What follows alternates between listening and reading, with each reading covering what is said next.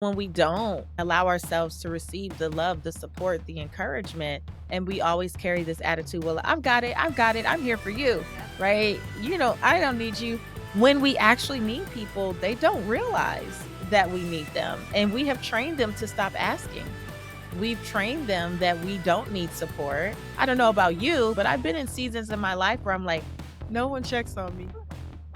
No one, I've they been don't there. care about me. No one loves me. I'm always there for people. And it's like, yeah, looking back, I'm like, yeah, you absolutely trained them to not check on you.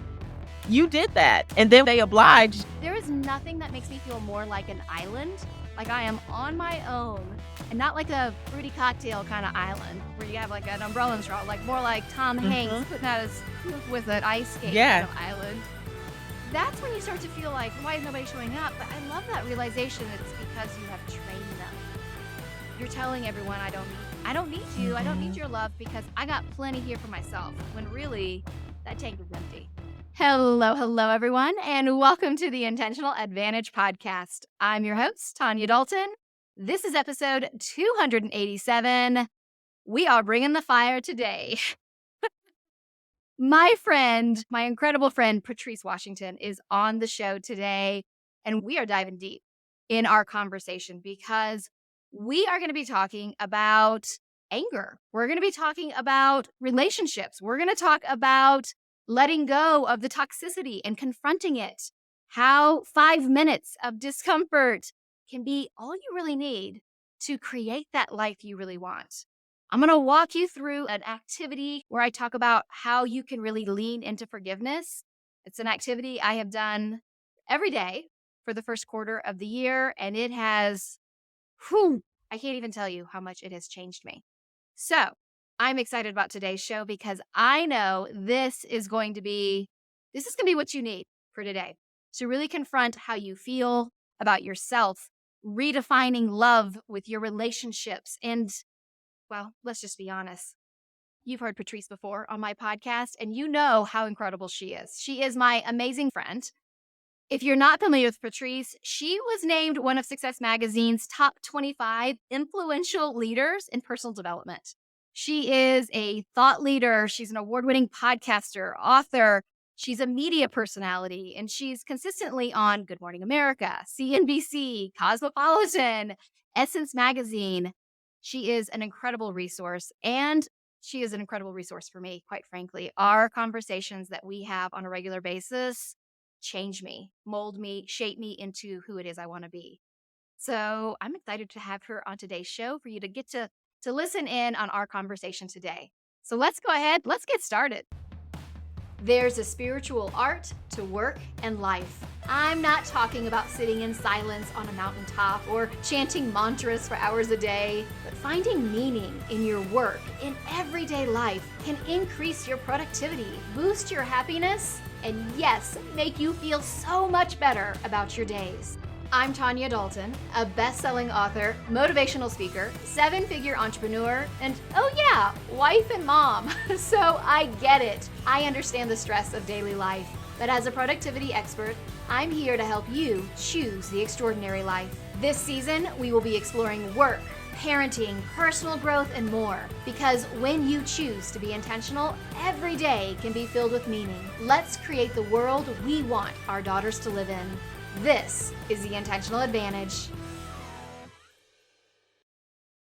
Patrice, I am so excited to have you on the show today. You are my beautiful, amazing, fabulous friend. And we were just giggling before we got started about the fact that the one thing I'm worried about on this is not whether we'll run out of things to talk about. Never. No, you and I have some amazing conversations. And I knew I wanted to bring you on the show because we love to dive deep with each other. And that's one of the things I love about our relationship is you're not afraid to push me. I'm not afraid to push you. And I know you are really pushing yourself right now. In your podcast, you are diving into redefining love. And so I really wanted to start there with what does that even mean to redefine love for yourself? As you know, friend, you knew before people knew publicly that I've just been in this big transition in my life after a long-term marriage and 15 years married and almost 20 years together. deciding to end that season of my life. And so, in that, a big part of how I'm navigating and processing is redefining what love looks like and dealing with the grief of dreaming a new dream and moving forward with my life. You know, for many years, there was an idea of love, not just love of others, but love of myself and love of God that didn't necessarily serve me. I believe that Mhm. what I thought was love was actually being more committed to the applause, of longevity than confronting some of the toxicity that I actually experienced and had normalized to be loved. And so in this season, really, really diving into what does it mean to really love Patrice? Because when I really love myself, then I have greater expectation of how other people should love me, right? And I know what my needs, wants, and desires are. But all of that has really come about because in 2020, I started to like really redefine my love of God. I really started to look at my relationship with God and realize that I had been raised to feel like God was just this big authoritative figure in the sky that always wanted to condemn me for everything I did wrong, which that's every day, all day, right? And and so, no matter how much we try, we still fall short. I mean, we are humans. Let's just We're acknowledge that, humans. that We're we're humans humans, and it's right? okay that we're fallible and that we do things wrong or we do things that we're upset about or we're even ashamed of. If we could let go of some of that, that would be Yeah. fabulous. When I started to reshape and redefine how I saw God in my life, it really allowed me to appreciate my human side, my humanness. It allowed me to appreciate the fact that God knows I'm not perfect and yet he made no mistakes Mm, on me. yeah. Right. So that God would not put me in a place to feel like I was being punished for prior Yeah. decisions earlier in my life. And so all of that came together to be what I'm now calling redefining love and just sharing my takeaways and my perspectives and these downloads that I'm getting. That's hard work. Let's just go ahead and throw that on the table. Yeah. That might be It it's is. Oh so my well, you and I were just gosh. talking too before we hit record about the fact that it's like you go through one layer and there's a whole other layer to go. And then there's another layer underneath that. We're like onions. But the truth is, we Yes. cannot grow if we're not willing to change. And change happens when we confront Hmm. who we were before, our old beliefs, our old identities, the old relationships that no longer serve us. I love what you talked about there with that idea of, confronting the toxicity. We have that tendency to Hmm. normalize this is okay. I somehow deserve this or this is what I'll always have in moving forward. Did a podcast episode years ago and it was about romanticizing expired relationships. And in that episode, and it was about someone who worked on my team was the genesis of the episode, but I was saying how it can apply to everything. Well, I circle back years later and my own episode came back to serve me because it turned into an exercise for me where I started to go, where am I romanticizing Mm, reality?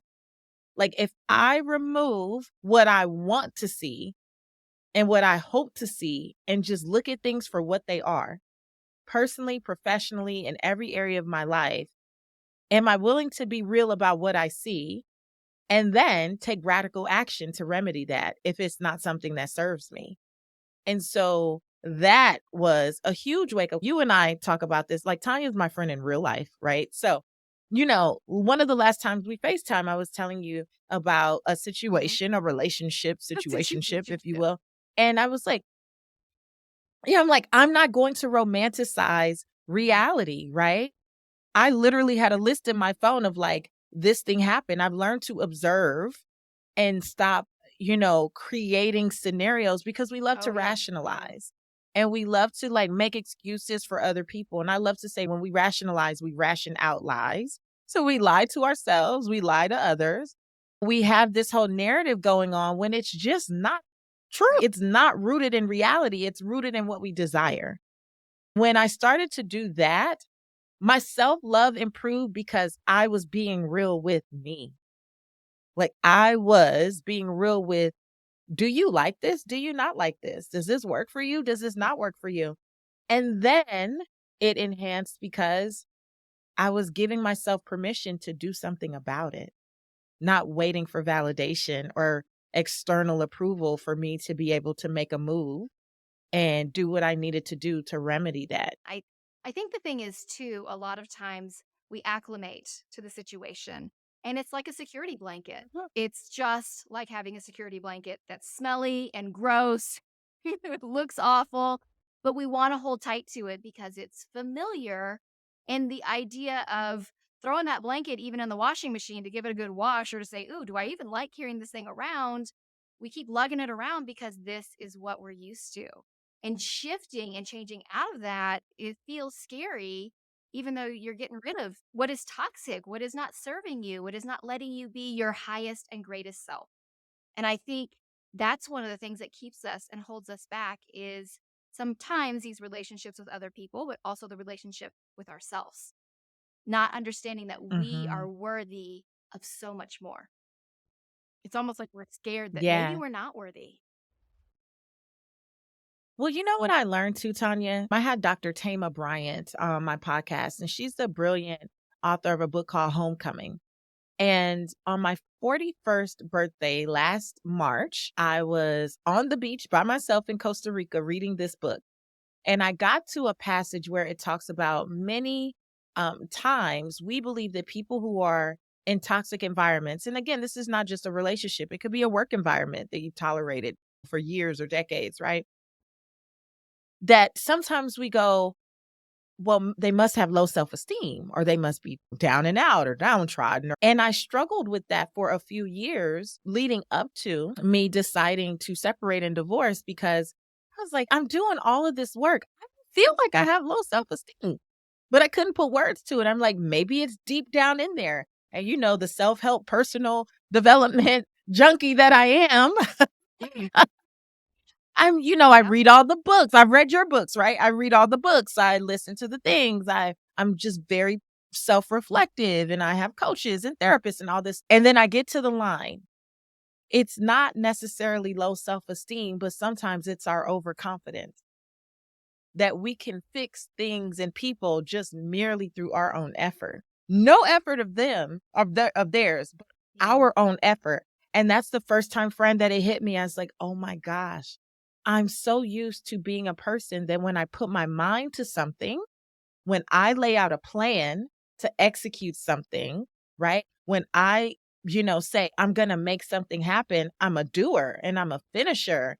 And not finishing is like failure. And I'm not a failure. Same strategies that have gotten me degrees and certifications and an award winning podcast and best selling books and all the things. I tried to apply that to a relationship where I thought I could pray more, fast more, Mhm. church more, right? Like do all the things, go to all the conferences, do whatever it took. And I couldn't understand why it wasn't working. And it wasn't about me having low self esteem, it was overconfidence. That is a huge realization because we think people are not in good relationships because of this low self-esteem or because there's something wrong with them. We're like, "No, I'm a strong woman. Patrice is a strong woman," right? So Mhm. that's such an amazing realization because so often we go into relationships and we think, "Oh, I can fix this person." Whether we're talking about a romantic relationship or a family member or a friend, and we think, I'm just going to Yeah. stick it out because I can fix this. I like to call it broken bird syndrome. I used to have a very solid broken bird syndrome where I'd like, oh, this little bird is so broken. I can fix them. This is what I had. And then I started to realize this is not healthy for me to be fixing broken birds because sometimes it's okay for me to be the broken bird. Sometimes it's okay for me to need Yes. people to pour into me and to support me. And that is a very interesting revelation to receive where it's like, you don't have to constantly be holding everybody else up. It's okay to sometimes need Yeah. supporting yourself. You know what, too? I have found that allowing myself to be supported is also a big part of the self love journey. Is like loving myself to be honest with people that I need Yeah, I like support. that. And in this last year, I have seen so many people raise up in different ways, and not because I even had to say, "Oh, something was going on," but my relationships in general, like, I have several good girlfriends where we do these, once a month or every other month, we have a FaceTime like you and I do, and it like fills us up, and it's so good to just talk to So good. someone. And it's not because we're living the same experience, but it's someone who is also purpose driven and like-hearted, and foundationally we share a lot of the same core values, so we can talk and it makes sense. And so I have those moments with several girlfriends, again, some once a month, some every other month, but it's so good to have your tank filled up, allowing myself to be loved, because a part of what I've also learned is that, love is around us and can be present for us every day, even if we're not in a romantic relationship. And you can't regulate this whole thing about love of self, love of God, and then love of others. It's about experiencing love in different moments throughout the day and experiencing love from girlfriends or friends or other family members. And when I started to expand even that idea of love, I'm so Oh, I loved. love that. I've Yeah. always been so loved, but now I'm in a space where I can receive it. It's interesting because that's one of the things I realized at the start of the year that I needed to work on. I am very good at pouring love into other people, but the act of receiving the love, receiving, and love comes in many forms. It can come in the form of compliments, it can Mhm, come in the form of physical love, it can come in the form of just conversation and support and kind words and reaching out. It comes in mhm. many forms. And a lot of times I was, rebuffing it. I was, oh, no, no, no. Someone would compliment me and I wouldn't receive it. Or someone would come in and say, how can I support Oh, you? And I'd say, oh, yeah. no, I'm good, even though I wasn't. Because again, I'm here to take care of everybody else and I'm confident. So somehow I don't need this. And I really started to realize that if I truly want to experience love with other people, that's a two-way street. I have to love them and Yes. they have to love me back. I deserve that love. And I think that's really powerful. And I started to realize I Yeah. was doing this meditation where I was focusing in on the feeling of love and then spreading it throughout my body and then spreading it outside of my body and doing this whole meditative process where you're pushing love out into the world, Mhm. pushing out good. And it was really interesting. So I'd start with this little seed of an idea and I'd be like, I don't know if I feel that. And when you stop and you think about someone that you love and how they feel about you, you'll feel it inside your body. And if you're not able to feel that in your body, it means, oh, I need to open up more to that. I need to really open up to experiencing love, Mhm. to go deeper with people because you're worthy of it just by being you. Yeah. And it's also teaching people how to treat you. So when we don't allow ourselves to receive the love, the support, the encouragement, and we always carry this attitude, well, I've got it. I've got it. I'm here for you. Yeah. Right. I don't need you. When we actually need people, they don't realize that we need them. And we have trained them to stop asking. We've trained them that we don't need support. And then I don't know about you, but I've definitely been in seasons, not this particular season, but I've been in seasons in my life where I'm like, no one checks on me. No one, I've they been don't there. care about me. No one loves me. I'm always there for people. And it's like, yeah, looking back, I'm like, yeah, you absolutely trained them to not check on you. You did that. And then they obliged. Because that's totally where you get really irritated because you're like, how come no one's here? I showed up for you and this happened and that happened and you stubbed your toe when I showed up for you and you did like big things, little things, all kinds of things. Where are you? And you're right. We have trained people not to show up for us because we're like, no, I'm good. And then everyone around you, this drives me crazy. Mhm. When people are like, you try to express that you're going through something hard and people go, oh, you'll be fine. You always do good. You always. You I always do. hate You're the strong. I know you're I hate strong. the You're the phrase you strong one. always. You always do good things. You'll be fine. Mhm. And I'm like, A, stop telling me how I feel. B, I'm trying to tell Mm. you I need help and you're telling me I'm going to be just fine. There is nothing that makes me feel more like an island, like I am on my own and not like a fruity cocktail kind of island where you have like an umbrella and straw, like more like Tom Hanks Mhm. putting out his tooth with an ice skate kind Yeah. of island. That's when you start to feel like, why is nobody showing up? But I love that realization. It's because you have trained them. You're telling everyone, I don't need you. I don't need Mhm. your love because I got plenty here for myself. When really that tank is empty. That tank is Yeah. really empty. You know what? I've also realized that sometimes you can't share sometimes the things that we want to share with everyone. And It's this true. just kind of goes back to that having those trusted confidants and knowing who's in your corner and where you can go with certain things, right? Because I've shared things with you that I might not necessarily share with other friends that we Mhm. both have in common. It's not the place that they hold in my life. Like Right. it just doesn't come up naturally. And it's not even that I'm intentionally like, I can tell Tanya, but I can't tell so and so. It's not that. But, every relationship has its own culture, if you will, and its own kind of language and vibe. And I think it's just important that we learn to identify who those people are for the different parts of our lives, who can hold space for us and allow us to be 1000% ourselves, because you can't feel safe in a space where people are instantly judging or doing oh, you'll be fine. So they're dismissive of your experience and those types of things. And I try to hold that space for some girlfriends, depending on what it is they're telling me, hold the space of, I'm not even here to offer advice or an opinion. I'm just here to listen. Yes, is that is sometimes hard to do. I don't know if you experience this with your daughter, but there are times where she's telling me something and I will immediately jump into fix it mode. Well, okay, wait, why don't you do this? And then I'm like, oh, I've had to go afterwards and apologize and say, hey, I totally jumped into fix it mode there. I'm sorry. Did you just want me to Mm. listen? Because I didn't.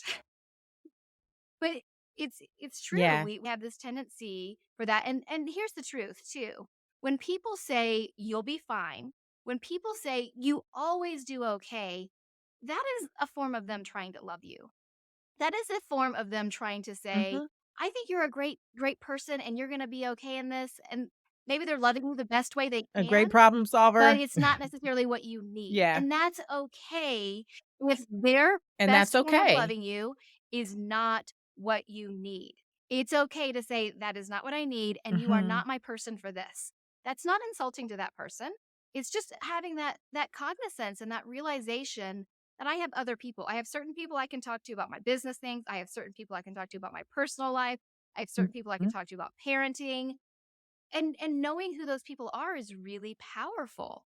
It's really powerful, but we do need to Yeah. surround ourselves with people who can fill in. You and I both talk about this, more than just one aspect of you. You are so much more than just a Hmm. worker bee. There's all these different aspects of who you are and what makes you special and unique. Having people in your corner for each of those different facets of you, that's really powerful. It's really powerful. Yeah. And also just knowing that it requires you to also show up for them, because I don't know about you, but I've also just experienced this kind of thing where, there's certain people where they only show up when they need to tell you something, but they're not available when you need to tell them Yes. something. And I don't believe that you can make big withdrawals from places you haven't deposited, because it does leave the other person feeling depleted and like they're at a deficit.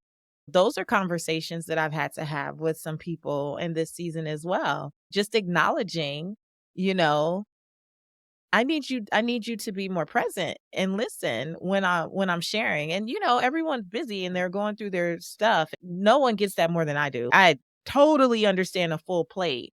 However, somehow I'm able to create space when needed for a good friend, and reciprocity is expected. And that's been a hard conversation to have. It was a fruitful conversation, and I'm glad that I did it. But it was a conversation that I had to have with a friend. I like that it's a hard conversation. I think so often the discomfort of the conversation is what holds us back. There is honestly 5 minutes Mhm. of discomfort on the front end of that conversation. Once that first 5 minutes is over with, you've released that, and it's so much easier to talk about how you're really feeling, how you're receiving whatever it is they're giving to you. We let 5 minutes of discomfort hold us back from a lifetime of a relationship, from a lifetime of receiving and giving love, Yes. from a lifetime of so much goodness. That 5 minutes of discomfort, it's so tiny in the spectrum. When we look at the timeline, we let that discomfort hold us back from growth, from the relationship, from whatever it is you're desiring. Yeah. Because when we don't just have that 5 minutes of discomfort, when we don't have that conversation, we allow resentment to take root. We become bitter, right? And then you're having these silent arguments with someone that doesn't even realize they've done something to hurt or offend you. And so you're upset. And now that's turning into unforgiveness. And we know unforgiveness starts to bleed into everything else, that you're doing and becomes such a distraction. And instead of going down that path of destruction because it's going to lead to destroying something, that 5 minutes of discomfort has really restored a great friendship for me. And it was uncomfortable, but what I'm learning in this season as well just about self-love is it's important for me. It's not even so much, I don't know that I call them boundaries anymore, but they are governing decisions.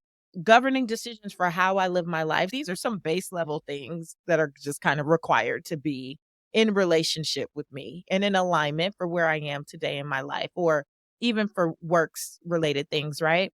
And so that governing decision dictated that I have the conversation because I believe that anyone that I have in such close proximity to me, that they would want to know if they did something. My governing decision is, in order to be in relationship with me, that you will cherish the sanctity, like the sacred space that we have, right? So if we decide that we're gonna do a FaceTime, even if we're late, we're like, hey girl, 5 minutes, give me this, give me that. Why is like, we've had wild stories. Our FaceTime has just like blown up our phones, like all kind of things. But because we hold that time sacred, when we decide we're going to have that time, we both are very like intentional about, okay, I'm pulling up, I'm getting somewhere, Right. I'm logging on, I'm doing this. So to have someone in my life that doesn't see that that time with me is sacred, and so if they just blew it off or like, oh, girl, I forgot, like I just have hours laying around to do nothing, like that disqualifies you. If you do that too many times, that's like, okay, well, then you don't hold this friendship as sacred as I do. And that's okay if that's not where we are in this season. But I'm also not going to continue to create space for you. Right. And I needed to have that conversation so she understood what that felt like for me, and she had an opportunity to remedy it, which she did. But because I held that as a real thing, to be in community with me, to be in spaces with me, you have to hold me sacred. I'm not in a season where people can just take advantage of me You have to hold me or my sacred. time. That is everything right there, because I think you're so right. We have these conversations in our head 10 minutes after whatever has happened, that we just go off, or we're having the conversations too at like 2 in the morning as well, where we're like, well, I'm going to say this and I'm going to say that. And it's not doing us any good. So to have the 5 minutes of uncomfortableness in order to salvage or save a relationship, to set the boundaries that are healthy and nurturing and nourishing to you is incredibly important. I think though that there are times where Mhm, those conversations either can't happen or they're almost impossible to have. I'm talking like, maybe someone who's passed, someone who's no longer in your life. One of the things I have been mm, doing, part of my focus in 2023 has been for forgiveness, because I have found that I store a lot of that anger, frustration, irritation inside my body. I've really been trying to pay attention to where I'm holding it. I will mhm, think back on mhm. something that happened 20 years ago, and when I say things like 20 years ago, that makes me feel old, but we'll move on from that.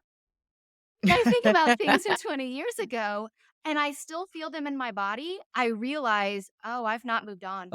I am holding Oh. on to that. And why? Right? Things that happened in high school, things that happened in college, things with an old boyfriend, things with. Mm, So I don't need to go back and find those people and have those conversations.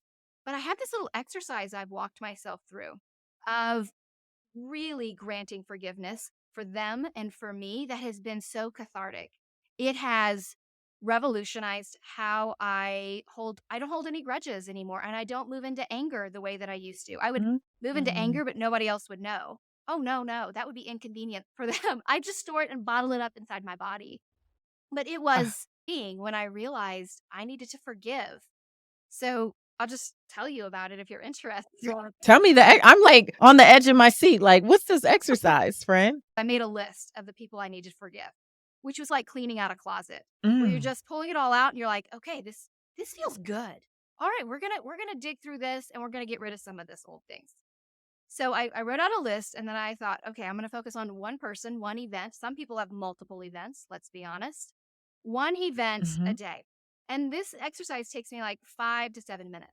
I think about the person and I call them forth in my mind. And then we go to a spot that I feel is neutral. So it might be a space that's meaningful for us, that where our relationship was good, or a space that's very meaningful for Mm, me. I have mhm. wildflowers in my backyard, so I bring them there. And then I just lay it out on the table. This is what you did to me. This is how it made me feel. And I let myself fully feel all of it, every single bit of it. I let myself feel. And then in my mind's eye, I change the scene to black and white. Because when you take away the color of a scene, all the emotion goes away. I've let myself feel it. I put it out there, change it to black and white. And then I shift the point of view from me to them. So I literally go from me to their point of view. And they tell me, this is why I did it. This is what happened in my past. This is the way that I felt or thought or saw you at that time. And they lay those things out on the table. And I just listen. And then I go back to me and I say, okay, here's the lessons I got out of this. Because everything bad has something good, right? You can't have good without bad, can't have dark without light. Here's Mm. the good I got out of it. Out of this, I realized I needed better boundaries. Or out of this, I realized I didn't want to have relationships like this anymore. Out of this, so I take and I just extract the lessons. And then I make the decision, am Mhm. I ready to forgive? And if I am, I forgive them and I hug them and I send them on their way. And if I'm not, I say, I will see you tomorrow. We will have another session like this. And then sometimes it takes me 2 or 3 times. Then what's funny is afterwards, if I think about that same person or that same event, that feeling no longer shows up in my body. It's gone. I am not carrying it. And that, Mm. my friend, is freeing and has changed everything in my world. I did it every single day for the whole first quarter of 2023. And now I feel like I'm moving through the world Wow. so much lighter and happier. Friend, I cannot wait to do this. So I'm going to start, and then you're going to come on the Redefining Wealth podcast, and we're going to tell this story again. You're going to share this exercise again, and I'll share what comes out of it for me. I did a energy releasing, kind of cord cutting, if you will, ceremony the weekend before my birthday in March.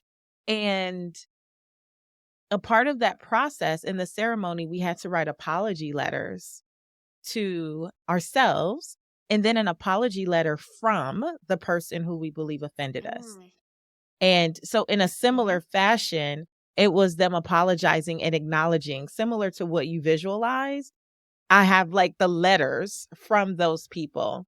But I like this. I like the whole idea about turning to black and white and the color leaving and the emotion, like, that was so good. I cannot wait to do this.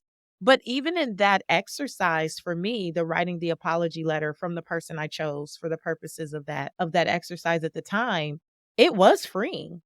It was very freeing. And I also was able to extract the lessons because I was very clear, I'm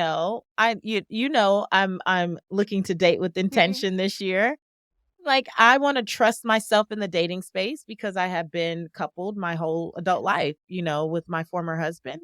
And so learning to date as a 42-year-old woman in a new world, in a very different world than what it Oh, was, yeah. obviously in my early 20s, it's really important that I extract these lessons from each situation ship from each experience.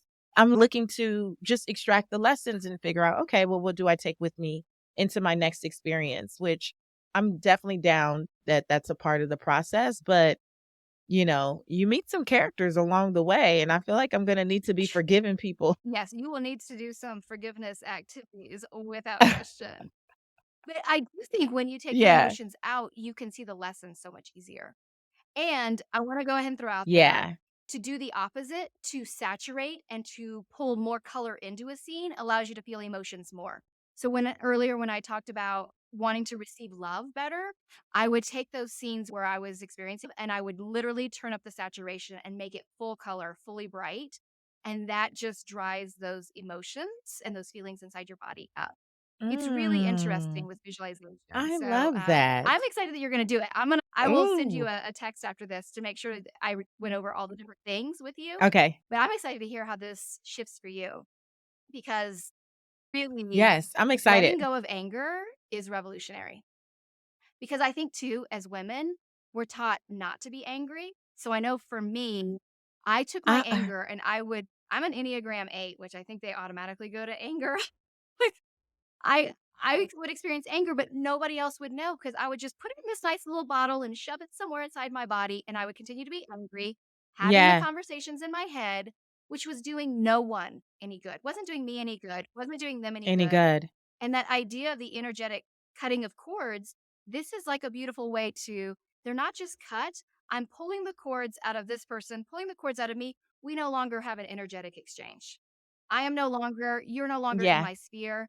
Bless and release, my we're friend. not Bless and tethered. release. Yeah. But you said something really important. I just now in these last several months have learned to accept my anger. For so long something would happen and I could spiritualize it and I could intellectualize it and I would not allow myself to feel the emotions associated with it. So when someone would do something like a betrayal or something, and I had every right to be angry and I had every right to experience anger, I had learned to very calmly talk through it. You would maybe see me like having a disagreement with someone from across the room, and you'd never know that I was angry because I looked exactly the same. It was just very, like, even tone. I'm very clear and level-headed. I'm articulating my thoughts very clearly. "You did this thing," but nothing on my face Yeah. was saying, "She's angry." Nothing in my body movement was saying, "Oh, this is an angry woman." I was just very, "I did not appreciate blah, blah, blah, blah, blah." But do you re so much Hmm. suppression Simmering there. under the surface. So Just right just there. simmering under the surface, so much Storing it up in that suppression. body. So not only could I Hmm. get angry, I didn't even know how to be angry, but I also didn't know how to cry for years. Yeah. Well, you're a good girl. So you don't want to do, you don't want to make anyone else. But here's the thing, Patrice, I see you. I feel you. Mhm. I am here with you because Yeah, I have totally experienced that myself. Nobody else has any idea. Meanwhile, under the surface, I am so mad. seething. I can barely speak. But I'm gonna hold it all together. Right. Yeah. Ah. Okay. Well, I think we're out of time. We're over time because and I knew this would happen because this is how it works I with Patrice and I. know. We'll be like, let's schedule an hour. And then John will be like, who have you been talking to for like 2.5 hours? I'm like, 2 hour oh, yeah, 2 Patrice. hours later. And I've been chatting for 2.5 hours. This is so, so good. And I feel like this idea of really diving into who we are and giving and receiving love is so powerful. And Patrice, you are an amazing person who I'm so grateful to have in my world. Please tell everyone listening where they can connect with you.